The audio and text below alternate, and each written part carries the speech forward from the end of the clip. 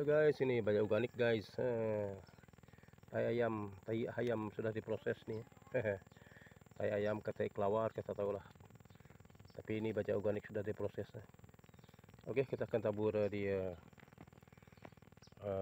anak sawi pahit. Macam bunga aja, bahan pasu bunga ini pun boleh juga. Oke, kita tabur nih ya. Dekat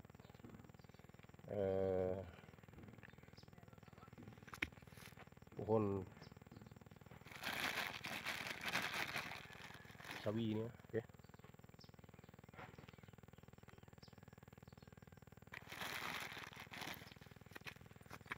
Oke, di sini juga.